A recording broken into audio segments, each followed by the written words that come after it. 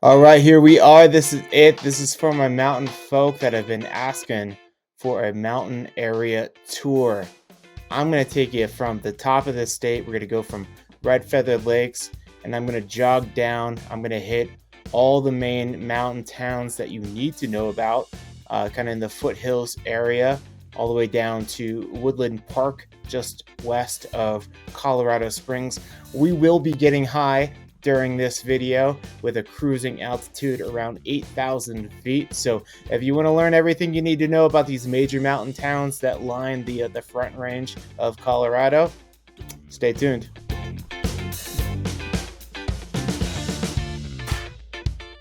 Hey guys, welcome back to the channel. I am Sean Murphy, team leader of the Moxie Home Partners team, a real estate team here in Colorado. We cover the greater Denver metro area. We cover a whole lot of mountain towns. And if you want to stay up to date on the latest videos that we put out about weekly, we'll hit you with some Denver videos. We'll hit you with some mountain videos. So if you want to stay up to date on the latest hotness we put out, hit subscribe and then hit that bell. Let's get on into it though. We're going to go with the top of the state first. We're going to start with a little place called Red Feather Lakes. Red Feather Lakes is at 8,245 feet. It is nestled in the Arapahoe and Roosevelt National Forest, about 45 minutes northwest of Fort Collins. This area, these are smaller mountains right here.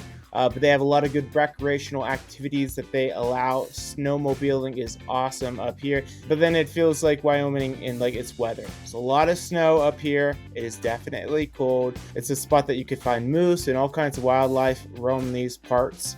There are lakes, there are little HOAs, but the HOA is really just for like community events and things going on. Your local watering holes are awesome here. It's kind of a locals only spot. Kind of pops off during the winter for like recreational activities, and it's got like fishing and all kinds of stuff like that. Population of this area is only about 2,000 people, so it's a small town life, and you do find a lot of people that have like second homes up in Red Feather Lake area. Our next stop is just south of Red Feather Lake. That is ESTES Park. Nestled at 7,523 feet, this is a popular tourist destination. It's got a lot of outdoor activities. It's got a really charming downtown area, and it is home of the Stanley Hotel, which was the setting and inspiration for the movie The Shining, which is a big historic hotel. You can book rooms in there, and it looks like it's a place that could be haunted. One of the main attractions is the Estes Park River Walk, which runs along the Big Thompson River. It's a nice paved trail, so easy for tourists. There's a bunch of like sculptures, artsy things to do, and it's just a fun little stroll. A great spot if you want to see some local tourists be stupid and approach one of the elk. This is an area that has a lot of elk coming through, especially during the rut season. If you ever follow like Nature is Wild on Instagram, you're going to see some fool trying to get too close, trying to be an influencer in the wild, and they're gonna get got by an elk. Don't mess with the elk. They don't like you. It's worth noting that it is a tourist place, and so on the weekends and peak season, it can get pretty bumping over here in Estes Park, and so traffic and congestion, it can be a little bit annoying. But if you can go like peak seasons or during the weekdays, it's pretty sweet. And see, we'll just go a little bit further into the mountains. We'll go a little bit more west to Grand Lake and Lake Granby.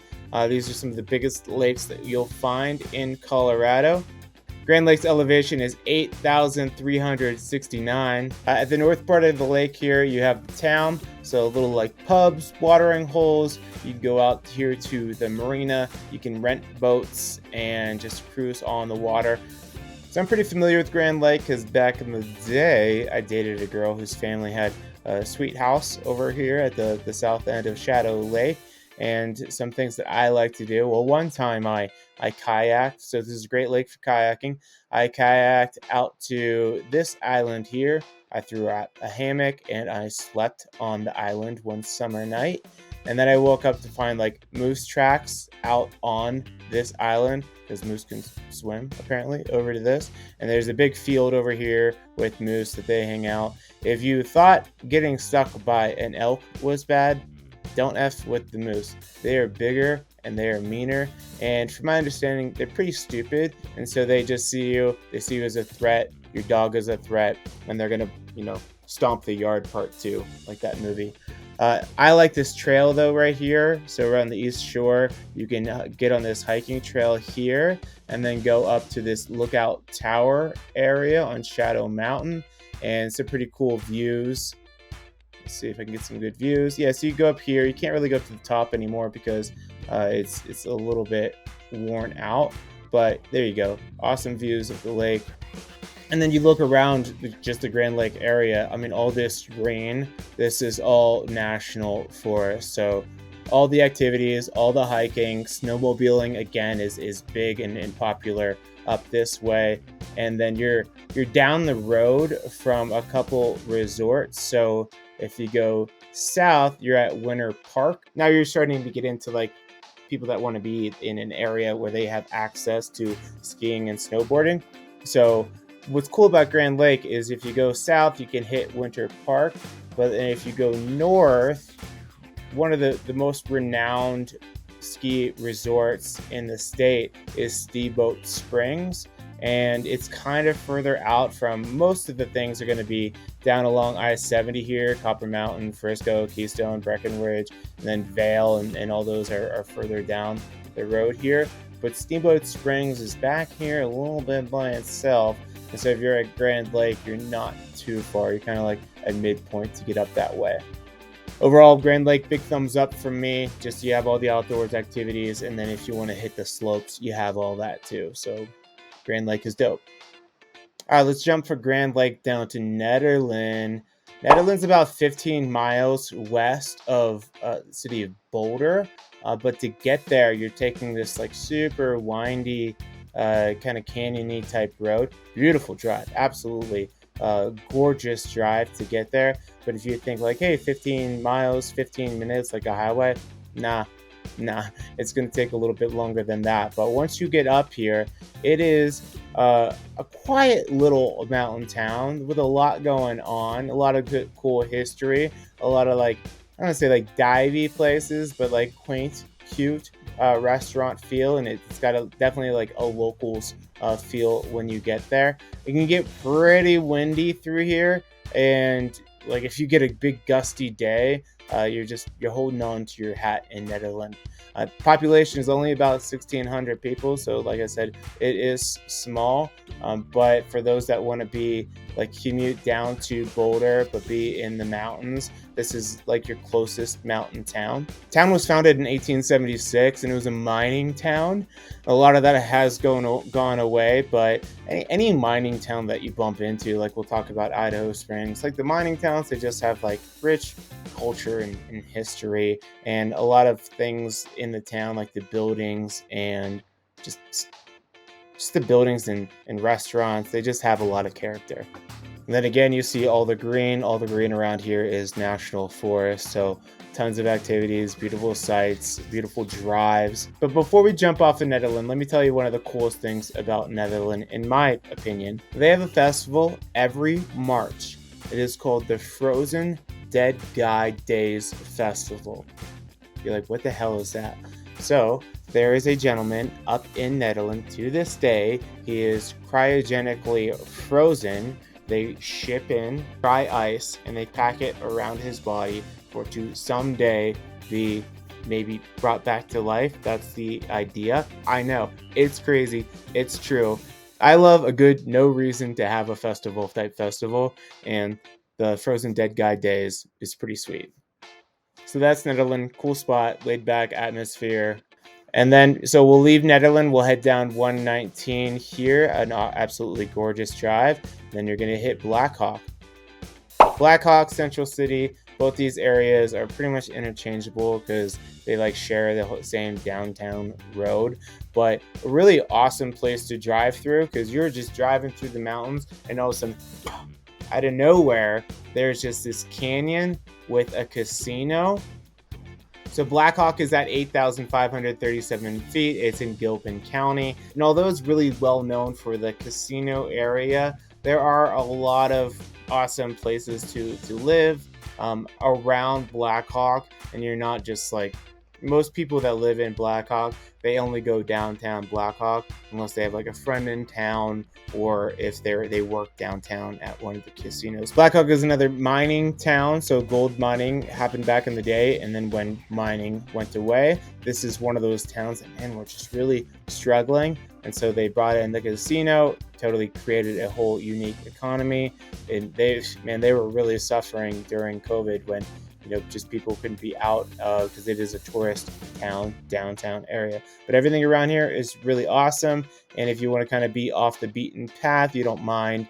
Maybe you're like working remotely, but you still want to have, like I said, access to Denver and I-70.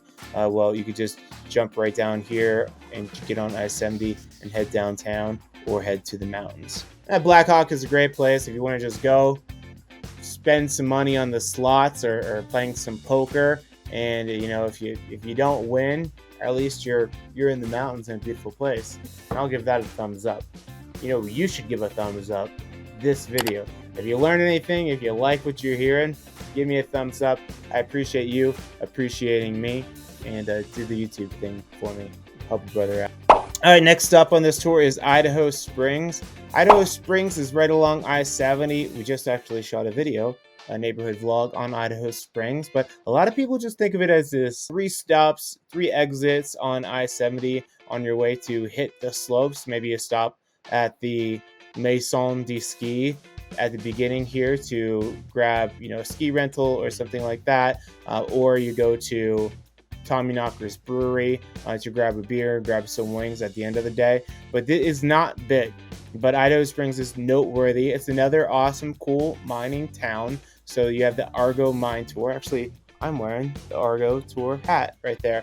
So Argo Mine Tour, fun little tour. You don't go like too far deep into the mine, but you learn a lot about just the life of the miners that created this town. And they have some, interesting cemetery over here to check out. But all along Miner Street right here, so you see Miner Street, this is the place to go, absolutely, if you want to spend the day with the family at the end of a ski day, or you could really just hang out. It's a really cute, historic town, and you can see there's all kinds of great places to grab some yummy food. And they have the Indian hot springs here. I'll tell you, not my favorite hot springs in the world, because it's indoors. It kind of reminds me of like a YMCA type environment, but still, you can check it out. Most of the houses are going to be tucked right along here. It does get windy through here. You do get all the time. You're going to have highway noise, but it's a cool little town. It's got its own vibe, and it's at 7,526 feet. So check it out. Now we're going to slide back a little bit southeast, and we're going to go to Evergreen. If you're actually driving this tour, which, I mean, it'd be fun if you want to take the Mr. Murphy mile to mile mountain tour and follow the route that I'm giving you. That would be an awesome couple days. It'd be probably 3 days, 4 days to hit all these and enjoy each time. Maybe a week from Red Feather Lakes all the way down to Blackhawk to 119th, Idaho Springs, and then to get to Evergreen, you have 2 different ways you can go. This route that goes up to, you can go to Mount Evans, which is, you see this road here. So from Idaho Springs, you can drive all the way up this road. It is the highest altitude road in North America. I believe, you could fact check me on that. I believe that's true. But you can drive all the way up to this peak at over 14,000 feet, and phenomenal views. It does shut down from Echo Lake right here up to the peak. You have to stop. A lot of times this is shut down due to weather, because it could snow in July up here. But even in the summer, they're now doing like permits required. It's only like $8 per car, but you have to reserve your spot to go up the hill, which is cool. You don't want all that congestion on there. But I digress. Let me get back to taking you over to Evergreen. You could take this cool route right here to get to Evergreen, or you'll just come down here I-70 and get off on Evergreen Parkway. So Evergreen is this big beast of a mountain town. It is probably my favorite mountain town, and that's because I live there. But I love Evergreen. I get the most calls about Evergreen, people looking for the idealistic mountain town, and there's a lot to love about it. Mostly people love it because your access to downtown if you wanted to commute. Evergreen basically covers the area from 285 here in I-70. It's this whole area here. So if you're up this way, you jump on I-70. Down here, you can get to CONIFER and then go down 285. They're both great drives, but right in the middle of Evergreen there, you can see the lake. This is the heart of Evergreen. It is 5,279 feet, and so also people like it because you're not super duper high. But I think that's just the elevation at the lake. There are plenty of properties that are up on the hills, and the altitude could get up into 8,000s pretty easily, just depending on where you're living. I could talk all day about Evergreen, but it's got all kinds of activities, all these hiking trails that you see here. Three Sisters Trailhead, beautiful. Let me give you a couple views here. So absolutely gorgeous. A lot of these places you could see the Front Range. You could see like Denver, and then you could see the mountains, and it's amazing. So let's move on from Evergreen. Let's head directly south and hit the town of CONIFER. CONIFER is, like I said, I-70 is the main corridor into the mountains to get to Breckenridge, Keystone, all the great skiing. This also takes you right up to the Denver International Airport over here. So 285 is a little bit more windier. You see, coming right by Red Rocks Amphitheater, our world-renowned amphitheater over in Morrison right here. But coming up 285, you hit CONIFER. This Aspen Park area is the main shopping center. There's not a ton of like cultural like hangout things to do in Aspen Park or CONIFER, but they have all kinds of like outdoors activities, kind of similar to Evergreen. You get the hiking and everything like that.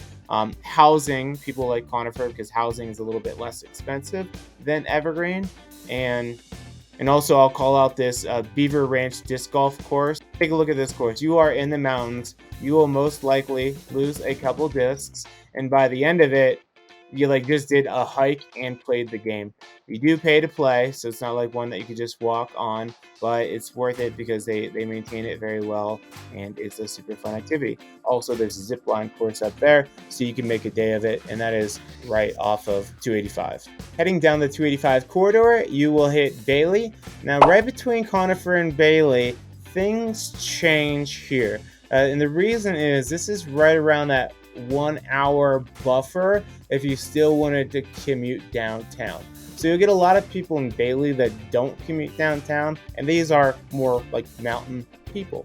If you're right in Bailey, you could probably still get to downtown Denver in less than an hour, but pretty much, the housing is off down these roads, and then you're getting a little bit of commute to get to 285, which then will take you more time to get downtown.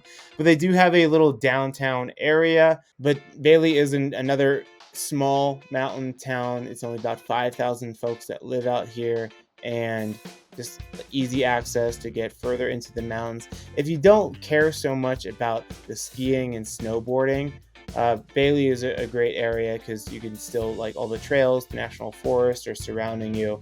You just have to jog up over to I-70 to get back in line for some of these ski slopes. All right, we're wrapping it up. I got 3 more places to talk to you about. 2 of them are little guys. We're going to talk about Deckers and WESTCREEK, and then finish up with Woodland Park, which is kind of like the Evergreen of the area that's just west of Colorado Springs. Now, first, we're going to hit Deckers, which is at 6,389 feet in elevation, and it's kind of like on the way to get here. When you're at Deckers in WESTCREEK, you're about 45 miles from Denver, and you're about 25 miles from Colorado Springs. But if you look, there's no real route to get down quickly to the Front Range. You're either going up towards Sedalia, or you're going down towards Woodland Park, and it's a really beautiful drive on Highway 67, but you're kind of out there on the road a little bit by yourself. Now, Deckers and WESTCREEK, they have a lot to offer. Deckers is known for, they're both known for their fishing. It's right along the South Platte River that runs right through it. And the population is only about 300 people, but in the summer, it brings in a whole lot of outdoors enthusiasts, camping. There's all kinds of RV camping grounds. There are a lot of campgrounds, just regular campgrounds. You can see them right here. And so if you want to just be up in the mountains, have a good mountain weekend, do some fishing, do some hiking, some RVing, stuff like that, hit up Deckers. So this section here of the South Platte River, it's about 20 miles of fishable waters, and it can get a little bit crowded, but just such a big stretch that you don't really bump into too many people. And there's a lot of trout and fish to be had, and they will not give up without a fight. These are mountain fish, and they will take you out. Well, they probably won't take you out, but they're going to put up a fight. Going further down the road here, we're going to hit WESTCREEK, which I think has a kind of a similar vibe to Deckers. And WESTCREEK is another small town. It's at 7,493 feet in elevation. Now, WESTCREEK is a mix of like vacation homes and residents that live there year round. A lot of people come up here for the trout fishing to be had, and it offers just that true mountain lifestyle. People come up here for horseback riding, the wildlife, hunting, all kinds of things in WESTCREEK. WESTCREEK's cool. It's a fun town, so check that out. And our last stop is just a little bit further down, 67. Like I mentioned, it is kind of like the Evergreen of the Colorado Springs area, in the sense that you can still get down to Colorado Springs, but it's got a really rich community, a lot of housing. It's at 8,465 feet. Woodland Park is in Teller County. It is a small town feel, completely surrounded by national forests, so like ATVing, horseback riding, just hiking, all those things to be had out here. It does also have the Woodland Park Zoo, which is kind of cool if you want to go see some captive animals and not the ones that are in the wildlife. I will give a shout out to down the road here at Divide. They have a wolf. Check this thing out, a wolf wildlife center. Just going off script here, but this is fun. You go check out the video I did on Divide, and check this out. Huge.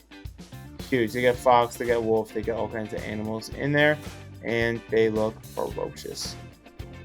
Like I mentioned, Evergreen and Woodland Park are kind of interchangeable, in the sense that if you want to commute downtown to Denver or to Colorado Springs, they have access to that. But then just like the small town community feel, I think Woodland Park is about 7,000 residents, I think is the last time I checked. So it is still a small town feel, but you're kind of tucked away too from anything else. And it's like Divide and these other areas like Florissant down the road, they're even smaller. And so this is where a lot of people from these outskirting towns will come in to get the groceries and do the things.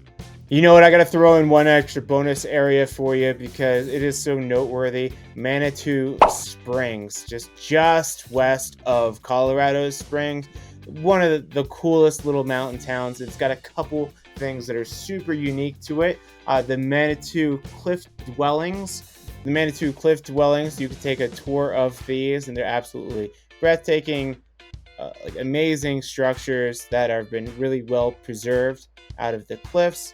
So along with the magic of the cliff dwellings, this area was once sacred by Native Americans, and the mineral water is said to have medicinal purposes for hundreds of years now. And what's so unique about it is if you go there to Manitou Springs, they have fountains up in the middle of town, just water, spring water coming through. And if you taste that water, it tastes like sparkling water. So the minerals give it this sparkling water taste, and it is just a really beautiful place to go. And there's also the incline over here. So if you ever seen the Manitou incline, let's show you pictures of this. I don't recommend, if you come out here as a tourist, you take this on your first time. But this is Manitou Springs, and these are 1 billion stairs that you can climb to get to the top. You see how steep it goes. breathtaking views and you get there in a hurry. But if you're not used to altitude or doing steps that aren't very even, I wouldn't do it. But if you want a good hike, you'll see people working out all the time on there. They'll be hiking it year round, and it's just something fun to do if you want to get after it. So we covered a lot of mountain towns. I gave you the skinny on them. They are all unique and have their own little luster that makes them unique and different. If you're trying to find your somewhere in Colorado, and that is what I do. That's why I make these videos. That's how I make a living and feed my family, which at this point is just my dog, D'Artagnan, but he likes to eat. And so if you want to help find your somewhere in Colorado, the perfect neighborhood, the perfect town, the perfect house for your situation, give us a call, shoot us a text, send us an email, Squirrel by Fence. We love helping you out, and we will catch up with you guys next time. Bye.